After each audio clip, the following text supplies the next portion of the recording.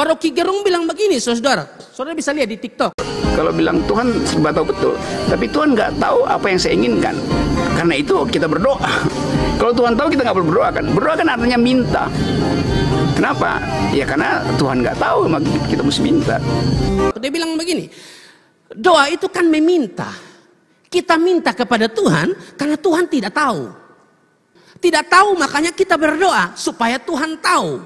Benarkah demikian? Meskipun Rocky Gerung pintar, saudara, suka komentar para politikus, tapi saudara, dalam hal ini tidak bisa dibenarkan, saudara, karena doa tidak sekedar minta.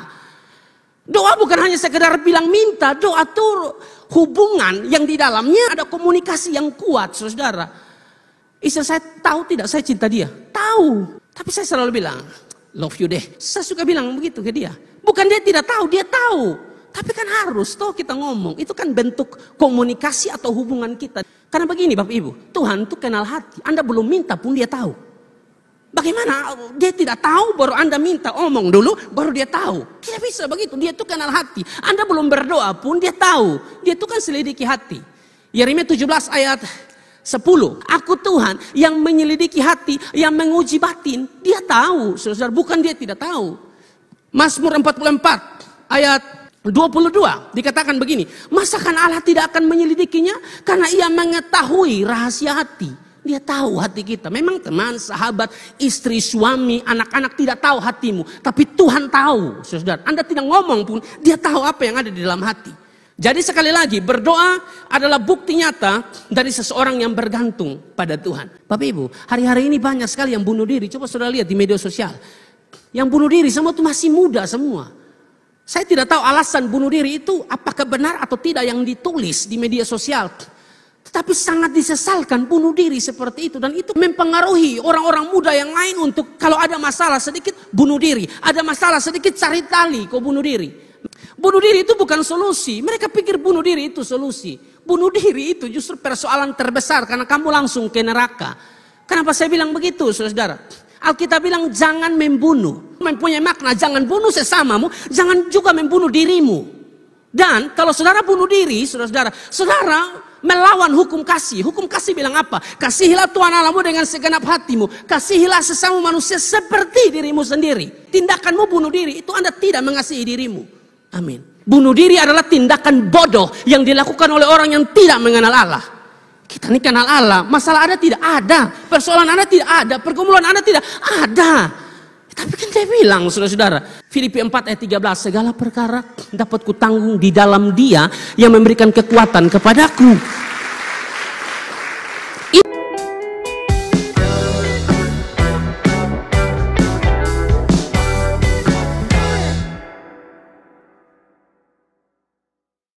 Kolose pasal yang keempat, ayat 2, ayat 5, dan ayat yang ke-6. Kita akan baca silih berganti, ada 3 ayat. Nanti di ayat yang ke-6 kita baca bersama-sama. Ayat 2 saya, bertekunlah dalam doa dan dalam pada itu berjaga-jagalah sambil mengucap syukur. Ayat 5.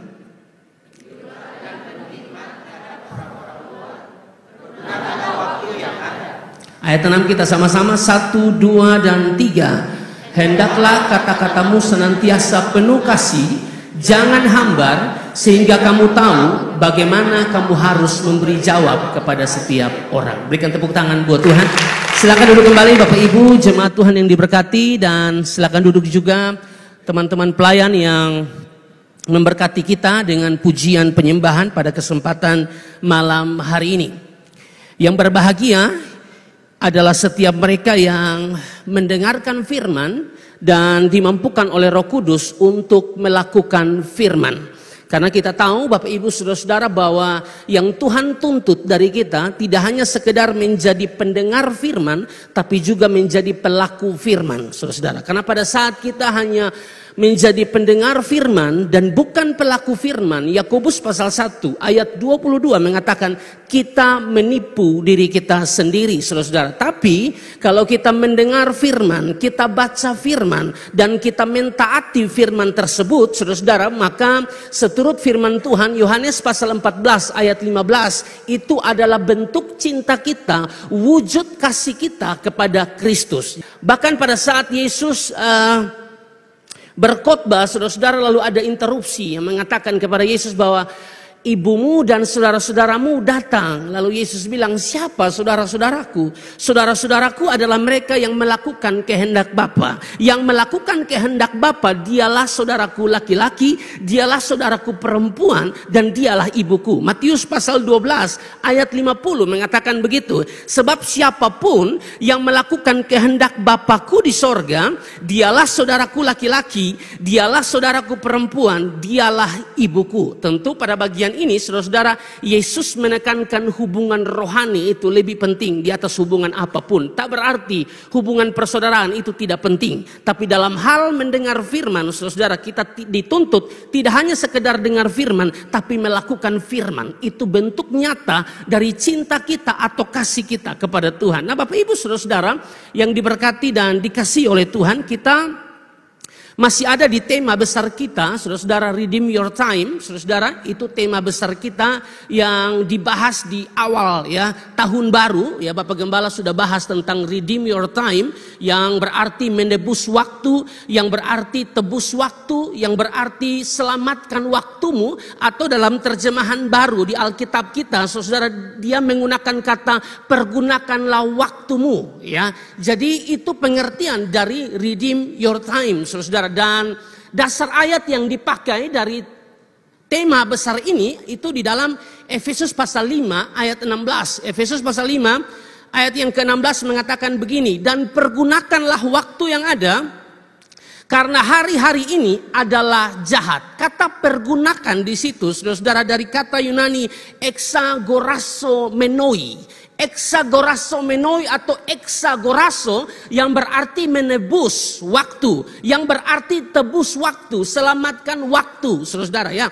Tidak hanya di Efesus pasal 5 ayat yang ke-16, dari pembacaan kita juga Kolose pasal yang ke-4 ayat yang ke-5 dikatakan begini, Bapak Ibu saudara-saudara, hiduplah dengan penuh hikmat terhadap orang-orang luar, pergunakanlah waktu yang ada. Kata pergunakan di sini dari Kolose 4 ayat 5 dan Efesus pasal yang ke-5 ayat yang ke-16 dari kata Yunani exagoraso atau exagorasomenoi, saudara, yang berarti menebus waktu, yang berarti tebus waktu, yang berarti selamatkan waktumu. Secara harafiah memang, saudara, kata ini exagorasomenoi atau exagoraso ini, saudara, memang berarti menebus ya atau menyelamatkan. Itu terlihat dari beberapa data, misalnya Galatia pasal 3 ayat 13. Galatia pasal 3 ayat 13 bilang begini, Kristus telah menebus kita dari kutuk hukum Taurat dengan jalan menjadi kutuk karena kita. Nah, kata menebus di situ dia menggunakan kata exagoraso, saudara.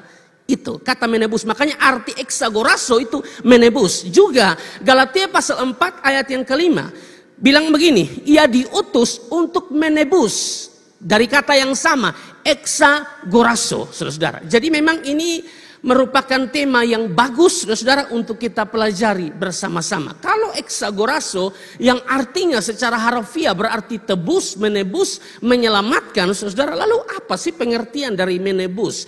Apa arti dari kata tebus?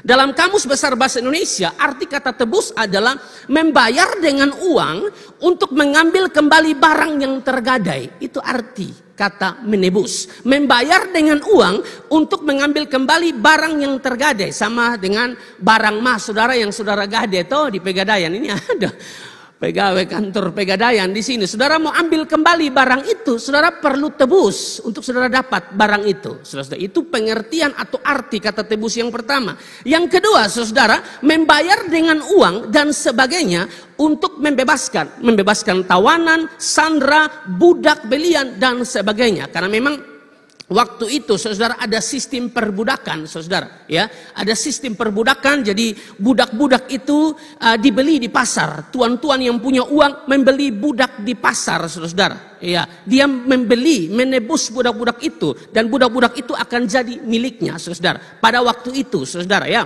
budak pada waktu itu tuh tidak ada harga sama sekali, saudara. Budak waktu itu sama dengan barang, sama dengan kursi, sama dengan meja, sama dengan gelas, sama dengan barang-barang, pot bunga begini. Itu budak pada waktu itu. Pada budak itu manusia, saudara. Tapi mereka saudara, dianggap seperti barang. Bedanya mereka bernafas. Jadi mereka ditebus. Itu arti kata tebus. Lalu yang ketiga adalah membeli kembali. Berarti saudara, kata tebus adalah menebus waktu dari exagorazo, ya. Jadi artinya membeli kembali waktu, mengambil kembali waktu, ya. Makanya Andar Ismail, saudara-saudara, dia mengatakan begini.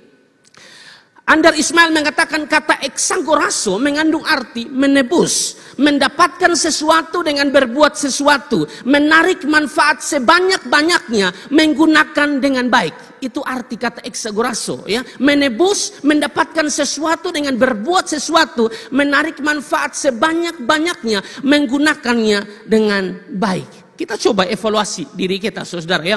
Berapa banyak waktu yang terbuang percuma, saudara, waktu kita belum mengenal Tuhan. Ada berapa banyak waktu yang terbuang percuma, saudara, ya, waktu kita belum mengenal Tuhan. Waktu adalah anugerah, saudara, ya. Waktu adalah anugerah, waktu adalah pemberian Tuhan bagi kita. Tapi ada berapa banyak orang, Bapak Ibu saudara, yang mempergunakan waktu ini dengan cara yang tidak tepat, saudara. Tuhan berikan anugerah, waktu terbaik bagi kamu yang seharusnya diisi dengan hal-hal yang benar, diisi dengan hal-hal yang memuliakan Tuhan. Tapi coba kita evaluasi, berapa banyak kita, saudara-saudara, yang sebelum mengenal Tuhan buang banyak waktu di belakang sana melakukan hal-hal yang tidak memuliakan Tuhan. Sekarang, saudara-saudara, setelah kita kenal Tuhan, saudara-saudara, ya, dengan sisa waktu yang Tuhan berikan bagi kita, maksimal buat Tuhan. Pergunakan waktu ini sebaik mungkin. Kita pergunakan waktu tersisa yang Tuhan berikan bagi kita, tapi juga kita menebus waktu sebelumnya. Memang waktu tidak bisa diputar kembali. Amin. Waktu tidak bisa diputar kembali, tapi paling tidak saudara yang sudah kenal Tuhan, yang masih diberikan kesempatan hidup, sekarang pakai ini waktu baik-baik untuk kemuliaan Tuhan. Amin. Saya biasa edit video Bapak Gembala. Bapak Gembala, ada YouTube-nya saya, juga ada YouTube-nya Bapak Gembala. Ada TikTok-nya saya, ada juga TikTok-nya Bapak Gembala. Jadi semua ada, ya. Ada source video saya, ada juga source video Bapak Gembala. Dan saya harus edit untuk kirimkan kepada Bapak Gembala.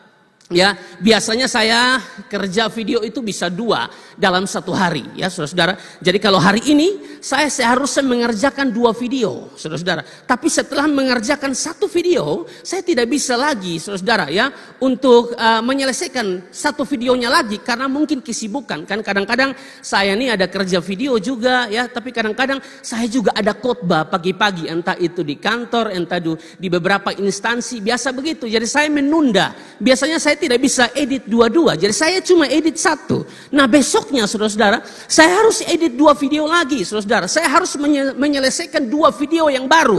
Tapi saya menyelesaikan 2 video yang baru, tapi saya harus juga menyelesaikan 1 video yang tersisa kemarin. Itu namanya tebus waktu kerja video. Amin kok? Atau saudara-saudara, kita ini kan sedang puasa toh, dan di dalam puasa harus ada doa. Puasa yang benar itu bukan tahan lapar, saudara. Puasa yang benar itu, puasa itu diisi dengan doa, penundukan diri, rendah hati, berdoa, memuliakan Tuhan. Itu harus ada. Saya berharap begitu, ya, Bapak Ibu jemaat. Nah, kami hamba-hamba Tuhan itu kan ada saudara-saudara, memang dari sinode mengharuskan untuk kami itu berdoa 1 jam. Saya harus jujur, saudara-saudara, kadang-kadang saya tidak berdoa sampai 1 jam karena beberapa hal. Doa 1 jam, tapi saya hanya berdoa setengah jam. Hari ini misalnya, hari ini saya harusnya 1 jam, tapi karena satu dan lain hal saya hanya berdoa setengah jam. Masuk besok, saudara-saudara, saya harus berdoa 1 jam, itu harus. Nah, saya menyelesaikan doa 1 jam, tapi saya harus tebus yang kemarin tuh. Ada setengah jam yang saya belum pakai, jadi saya pakai hari ini 1 jam setengah, 1 jam 30 menit, karena saya harus tebus yang kemarin. Itu namanya tebus waktu. Amin, Bapak Ibu saudara diberkati. Memang kita tidak bisa putar kembali waktu, tapi paling tidak saudara, kita mau hari ini yang Tuhan izinkan kita masih ada, mau lakukan yang terbaik buat Tuhan.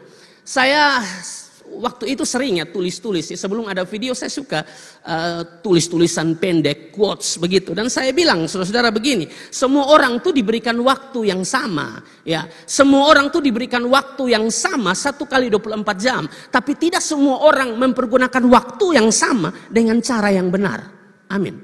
Itu yang seringkali terjadi. Semua orang diberikan waktu yang sama 1 kali 24 jam. Tapi tidak semua orang mempergunakan waktu yang sama dengan cara yang benar. Waktunya sama 1 kali 24 jam. Tapi ada yang berdoa, ada yang ibadah, ada yang melayani. Tapi ada yang tidak berdoa, ada yang tidak melayani. Menghabiskan waktu yang tidak penting. Saudara, hanya untuk apa ya saudara? Untuk dirinya saja, kesenangan diri. Tapi bukan untuk Tuhan. Itu yang terjadi. Saya berharap kita diberikan 1 hari 1 kali 24 jam. Harus ada doa di situ. Amin. Harus ada baca firman di situ. Harus terhubung dengan Tuhan. Kalau tidak percuma.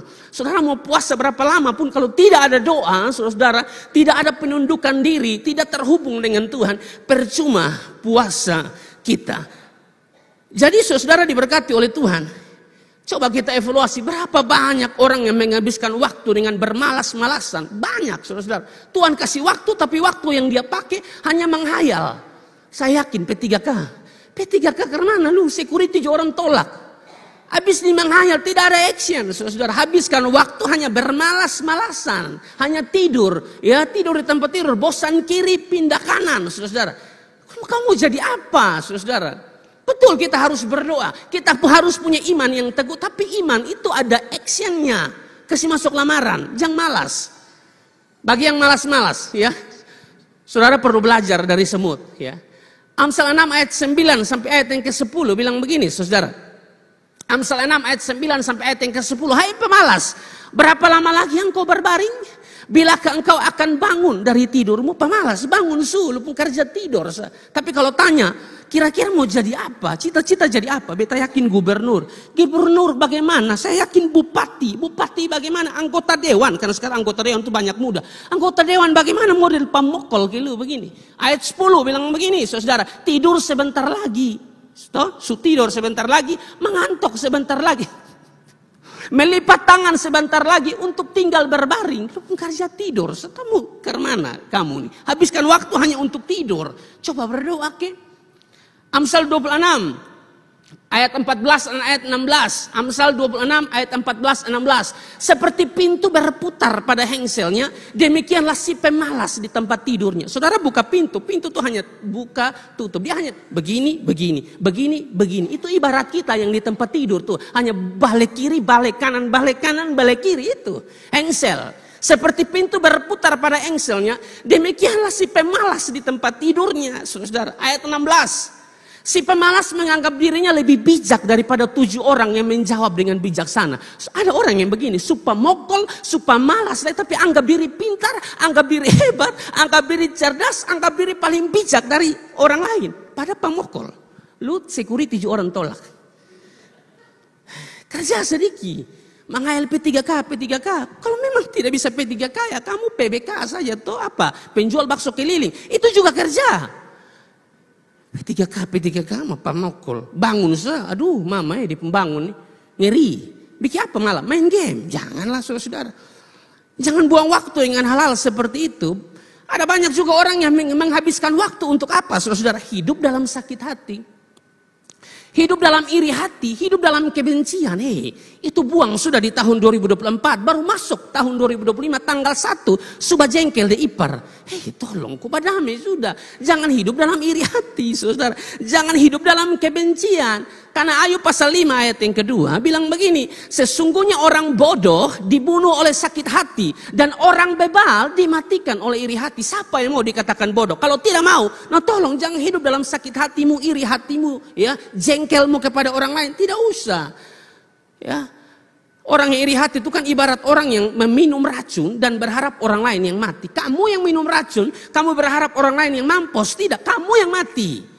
Karena kamu yang minum racun, bagaimana kamu berharap orang lain yang mati, saudara? Tidak bisa begitu. Ya. Amsal 27 ayat 3, batu adalah berat dan pasir pun ada beratnya, tetapi lebih berat dari kedua-duanya adalah sakit hati terhadap orang bodoh. Wih, sakit hati itu harus diselesaikan, saudara. Ya. Anda perlu Tuhan tuh, jangan hidup dalam sakit hatimu, jangan hidup dalam iri hatimu. Saudara, tidak bisa begitu. Tuhan tidak mau.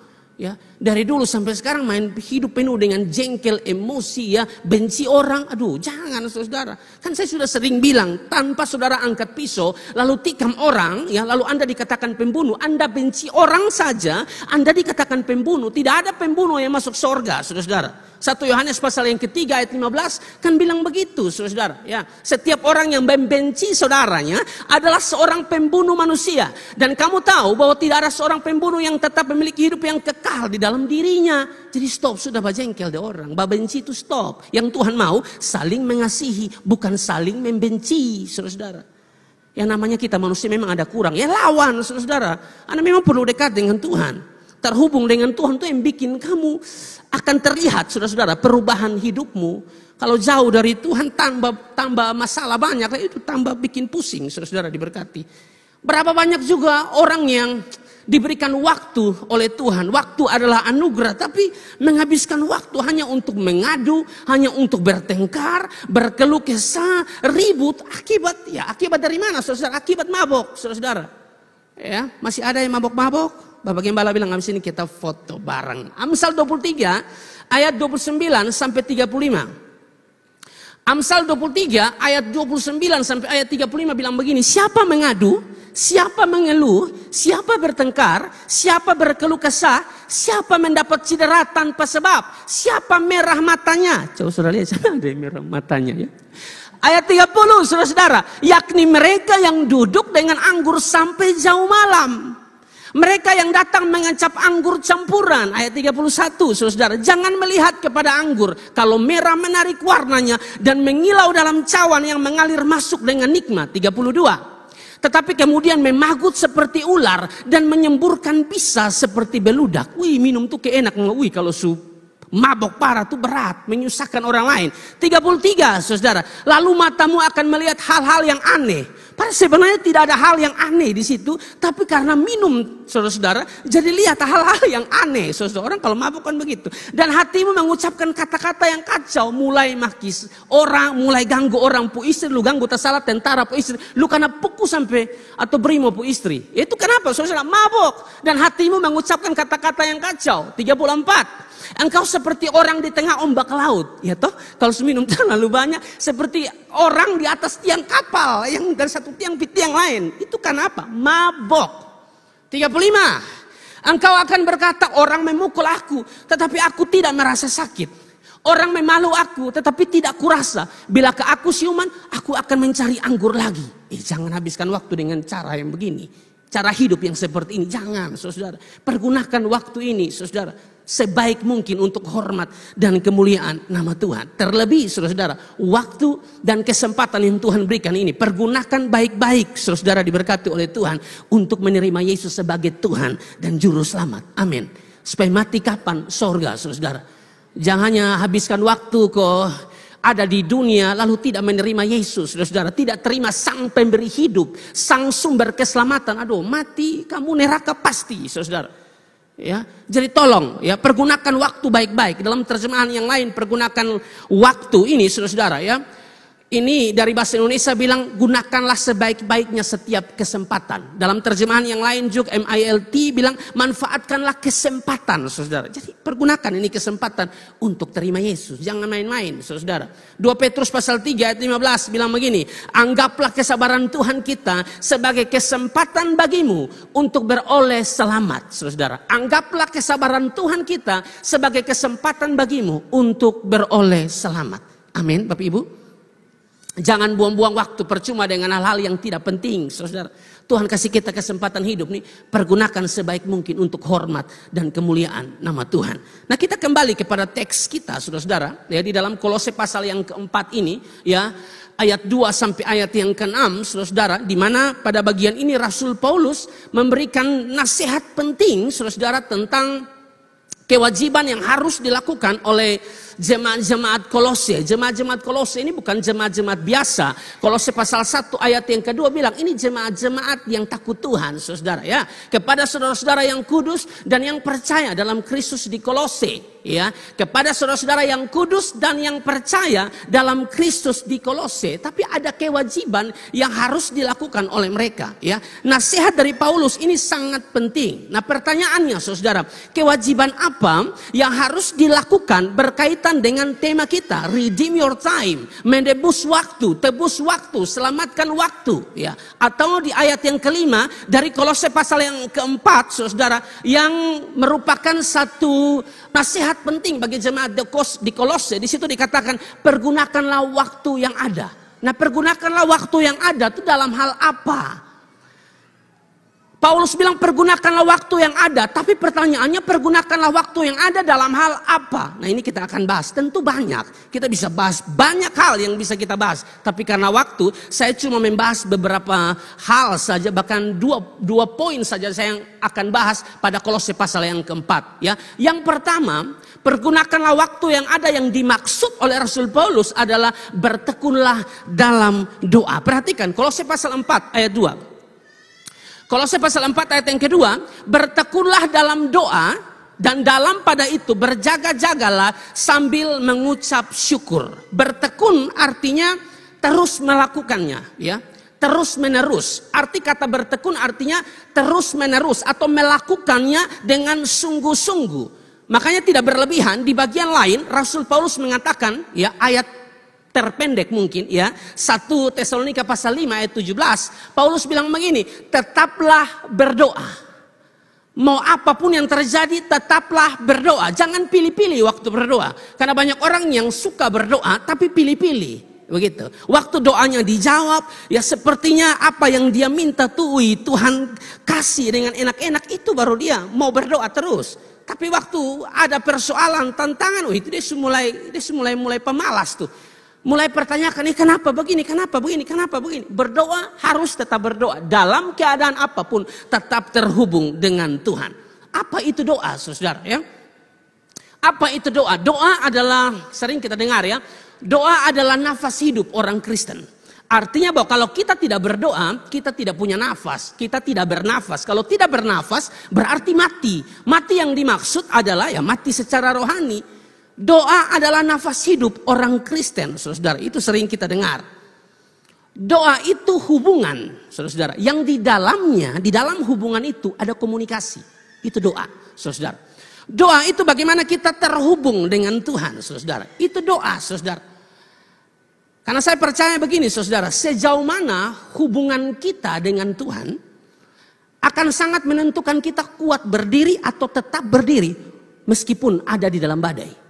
Amin. Orang-orang yang suka berlutut di hadirat Tuhan, dialah yang akan mampu berdiri di tengah badai.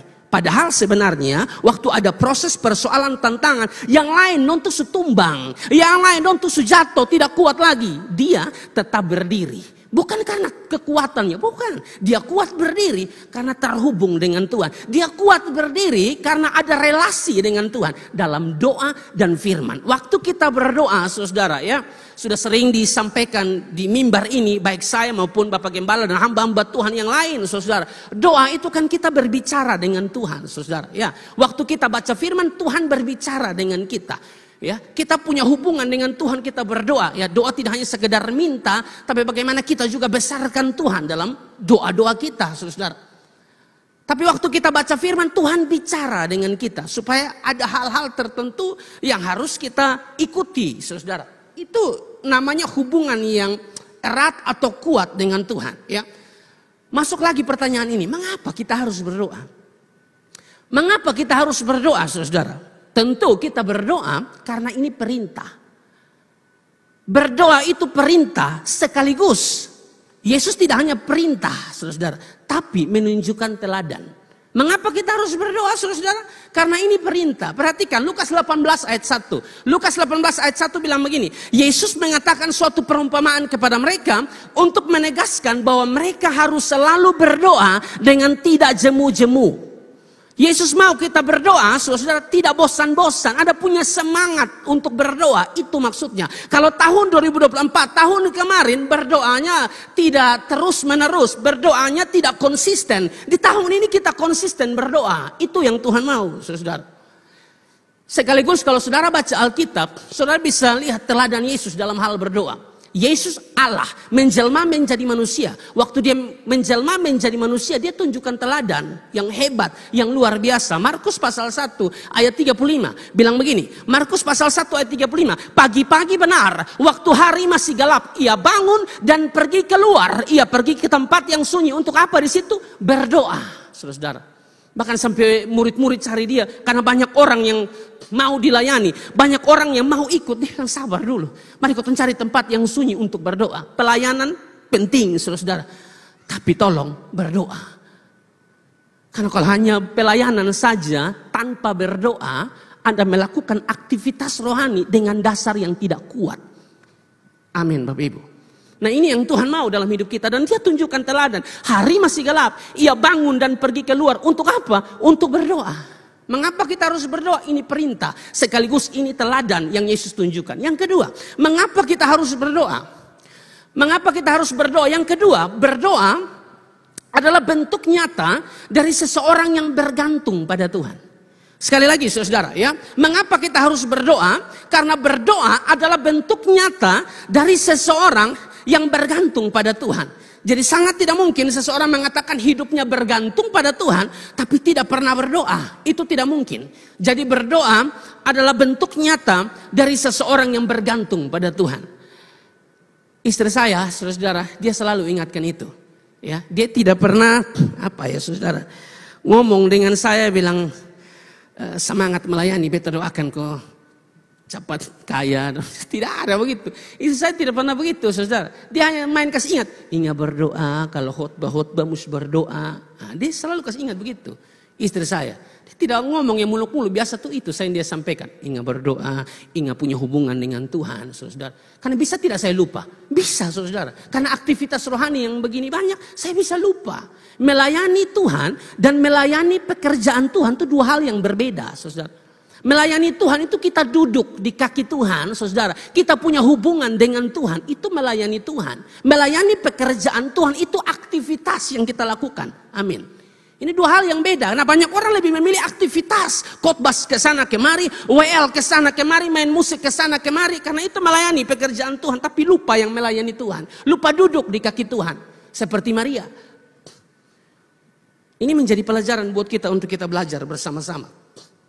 Jadi doa adalah bentuk nyata dari seseorang yang bergantung pada Tuhan. Tidak seperti yang dikatakan oleh Rocky Gerung. Saudara jangan ikut ya Pak Rocky Gerung ya. Saudara memang Pak Rocky Gerung itu pintar, saudara ya. Dia seorang pengamat, komentator politik yang sangat tajam. Saya suka saudara nonton dia ya. Tapi untuk hal-hal itu dia pintar, dia cerdas, dia keren. Tetapi saudara dalam hal berdoa, karena dia sedikit bicara tentang doa, saudara saya pikir saya langsung di sini karena saya harus langsung tanggapi supaya saudara jangan ikut apa yang dia bilang.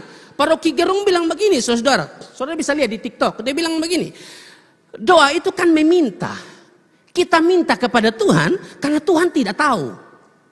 Itu Rocky Gerung bilang, tidak tahu makanya kita berdoa supaya Tuhan tahu.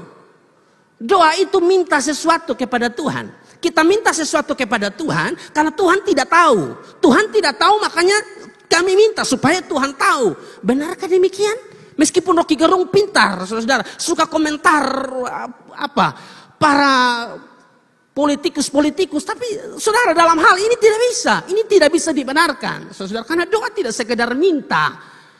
Doa bukan hanya sekedar bilang minta, doa itu hubungan yang di dalamnya ada komunikasi yang kuat, saudara. Istri saya tahu tidak saya cinta dia? Tahu, dia tahu saya cinta dia. Tapi kalau saya WhatsApp dia selalu di bawahnya love you. Selalu saudara, ya. Dia tahu tidak saya cinta dia? Pasti dia tahu. Tapi saya selalu bilang love you deh. Begitu. Saya suka bilang begitu ke dia. Bukan dia tidak tahu, dia tahu. Tapi kan harus toh kita ngomong. Itu kan bentuk komunikasi atau hubungan kita. Jadi apa yang disampaikan oleh Rocky Gerung itu tidak benar. Karena begini Bapak Ibu, Tuhan tuh kenal hati. Anda belum minta pun dia tahu. Bagaimana dia tidak tahu, baru Anda minta omong dulu, baru dia tahu. Tidak bisa begitu, dia itu kenal hati. Anda belum berdoa pun dia tahu. Dia itu kan selidiki hati. Yeremia 17 ayat 10. Yeremia 17 ayat 10 kan bilang begitu. Aku Tuhan yang menyelidiki hati, yang menguji batin. Dia tahu, saudara, bukan dia tidak tahu.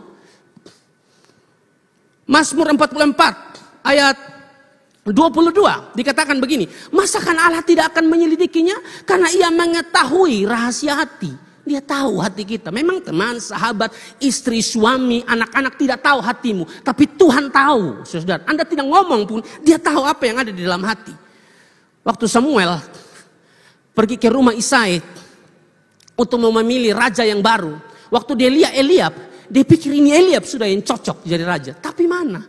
Tuhan bilang bukan dia yang saya pilih. 1 Samuel 16 ayat 6 dan 7 bilang begini. 1 Samuel 16 ayat 6 dan 7. Ketika mereka itu masuk dan Samuel melihat Eliab, lalu pikirnya, sungguh di hadapan Tuhan sekarang berdiri yang diurapinya. Ayat 7 dikatakan begini. Tetapi berfirmanlah Tuhan kepada Samuel, janganlah pandang parasnya atau perawakannya yang tinggi, sebab aku telah menolaknya. Bukan yang dilihat manusia yang dilihat Allah. Manusia melihat apa yang ada di depan mata, tapi Tuhan melihat hati. Bagaimana mungkin Anda mengikuti kata Rocky Gerung, saudara? Kita berdoa, kita meminta sesuatu karena Tuhan tidak tahu. Dengar, tanpa Anda minta pun Tuhan tahu. Amin. Jadi jangan ikut. Mau pintar-pintar, pintar di bagian lain. Untuk urusan ini, mesti bantah.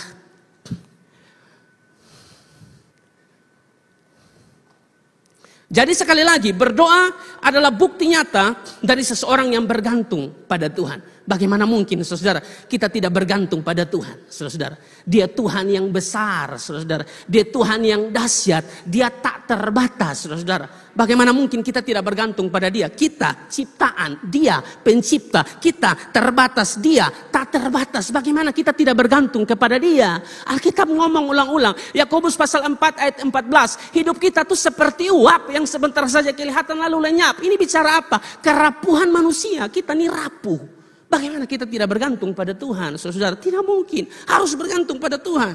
Anda sombong sekali kalau misalnya kita tidak bergantung pada Tuhan. Hati-hati Tuhan cabut napas. Mazmur 103 ayat 15 sampai ayat 16 dikatakan begini. Adapun manusia hari-harinya seperti rumput, seperti bunga di padang, demikianlah ia berbunga. Ayat 16, apabila angin melintasinya, maka ia tidak ada lagi. Apabila angin melintasinya, maka tidak ada lagi ia, dan tempatnya tidak mengenalnya lagi. Ini gambaran kerapuhan manusia. Kita ini rapuh. Bagaimana mungkin kita tidak bergantung kepada Tuhan sumber kekuatan kita? Kita terbatas. Bagaimana mungkin kita tidak bergantung kepada Tuhan yang tak terbatas ruang, jarak, dan waktu? Bahkan dalam Yesaya 40 ayat 7. Yesaya 40 ayat 7 Tuhan bilang begini, saudara, rumput menjadi kering, bunga menjadi layu apabila Tuhan menghembusnya dengan nafasnya. Sesungguhnya lah bangsa itu seperti rumput, rumput menjadi kering, bunga menjadi layu apabila Tuhan menghembusnya dengan nafasnya. Pada bagian ini, saudara, kita bisa lihat, saudara, kebesaran Allah, dan di saat yang sama kita bisa melihat kerapuhan manusia. Amin. Nah, kita tidak bergantung pada Tuhan. Bagaimana dalam ini hidup? Belajar bergantung pada Tuhan. Kalau saudara baca tentang doa Musa di dalam Mazmur 90 ayat 1 sampai 17. Doa Musa di dalam Mazmur 90 ya. Jadi memang penulis kitab Mazmur itu tidak hanya Daud. Memang didominasi oleh Daud, tapi tidak hanya Daud. Ada Salomo ya, ada Bani Korah, ada Asaf, ada penulis-penulis yang lain yang tidak disebutkan namanya, termasuk Musa. Nah, doa Musa kalau saudara baca ayat 1 sampai ayat 17, kita bisa simpulkan di situ bahwa dia sedang ya menekankan tentang kebesaran Allah, menekankan tentang kedahsyatan Allah, menekankan tentang betapa luar biasanya Tuhan ya saudara-saudara, dan di saat yang sama sedang menunjukkan betapa rapuhnya kita manusia. Musa mengatakan dalam Mazmur 90 ayat 3, coba Mazmur 90 ayat 3. Dimulai dari ayat 3 dibilang begini, saudara ya, sampai ayat 7 dikatakan begini. Engkau mengembalikan manusia kepada debu. Lihat, manusia dari debu. Alkitab bilang engkau mengembalikan manusia kepada debu. Bukankah dia hebat? Bukankah dia dahsyat? Bukankah dia luar biasa? Dan berkata, kembalilah hai anak-anak manusia, jangan bakincang dengan Tuhan deh. Lekas kembali kamu ke debu. Ayat 4. Ya, sebab di matamu, di mata Tuhan 1000 tahun sama seperti hari kemarin apabila berlalu atau seperti suatu giliran jaga malam di waktu malam. Ayat 5, saudara-saudara, engkau menghanyutkan manusia, saudara lihat, engkau menghanyutkan manusia, mereka seperti mimpi, seperti rumput yang bertumbuh. Ayat 6, saudara-saudara, di waktu pagi berkembang dan bertumbuh, di waktu petang lisut dan layu. Ayat 7, saudara-saudara, sungguh kami habis lenyap karena murkamu dan karena kehangatan amarahmu kami terkejut. Baca di sini, kita manusia kecil, tidak bisa apa-apa. Tuhan besar, Tuhan dahsyat. Bagaimana kita tidak bergantung pada Dia? Jemaat-jemaat Tuhan, amin. Belajarlah bergantung pada Tuhan. Berdoa itu adalah bukti nyata dari seseorang yang bergantung pada Tuhan. Kalau kita bergantung pada Tuhan bukan pada diri kita. Yeremia 17 ayat 7 bilang, diberkatilah setiap orang yang mengandalkan Tuhan dan yang menaruh harapannya pada Tuhan. Tapi kalau kita mengandalkan diri kita, mengandalkan manusia, Alkitab bilang ayat yang kelima dari Yeremia 17, ya terkutuklah setiap orang yang mengandalkan manusia, yang mengandalkan kekuatannya sendiri dan yang hatinya menjauh daripada Tuhan. Ayat 10 kan bilang, ya, dalam doa Musa, hidup manusia itu 70 tahun. Kalau kuat 80 tahun. Dari Mazmur 90 ayat 10. Artinya buat kita nih, hidup nih terbatas, saudara-saudara ya. Mari sisa hidup yang ada nih, terima Yesus sebagai Tuhan dan Juru Selamat. Ya, masa hidup kami 70 tahun, jika kami kuat 80 tahun. Ini umur yang ditentukan oleh Tuhan, saudara. Nah sekarang kita usia berapa? Coba kita kurang dengan yang sudah ditentukan oleh Tuhan. Sisa berapa hidup kita? Setiap kali kita ulang tahun kita nyanyi, panjang umurnya, panjang umurnya, panjang umurnya. Itu kan kita nyanyi. Dari sisi kita umur panjang, tapi dari sisi Tuhan yang telah Dia tentukan makin pendek. Sisa berapa usiamu? Itu pun kalau sampai, baik kok sampai, saudara. Jadi kan kematian tidak ada yang tahu. Tuhan yang pegang nafas. Jadi Bapak Ibu Saudara, sisa waktu yang ada pergunakan sebaik mungkin. Hidup dalam pertobatan, terima Dia sebagai Tuhan dan Juru Selamat. Kehidupan kekal Dia berikan bagi saya dan saudara. Makanya di ayat 12 dikatakan, ajarlah kami menghitung hari-hari kami sedemikian sehingga kami beroleh hati yang bijaksana.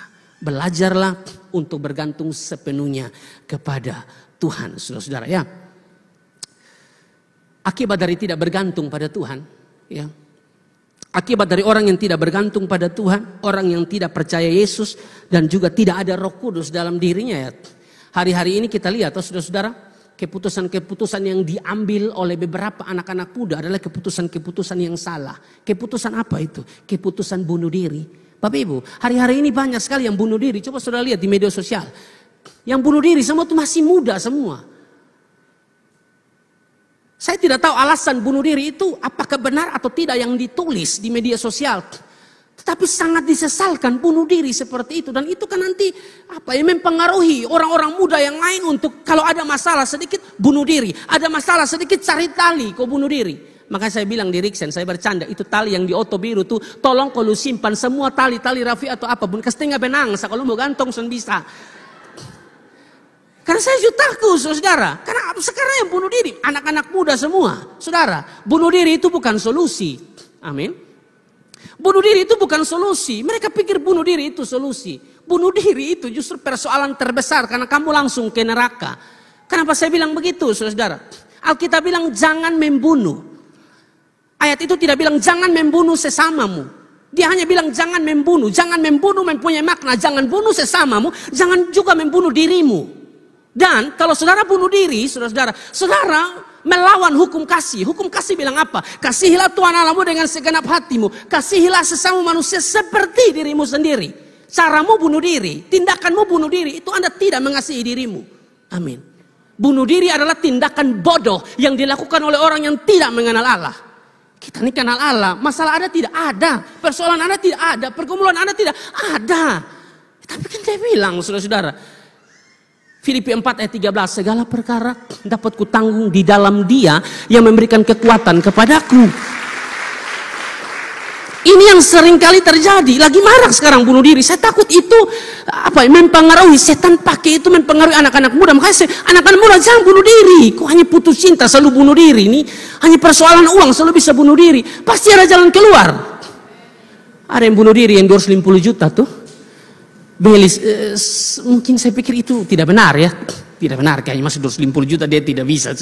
Saya kurang yakin. Mungkinkah ada masalah yang lain. Tapi kalau seandainya seperti itu, aduh, jangankan 250 juta, 500 juta pun Anda bisa. Anda dengan Tuhan, takut bikin apa?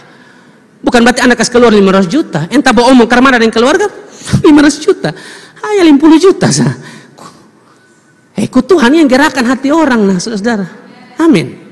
Makanya tahu bahwa diri sedikit yang bikin diri kayak kaya kalau pilih mantu perumah.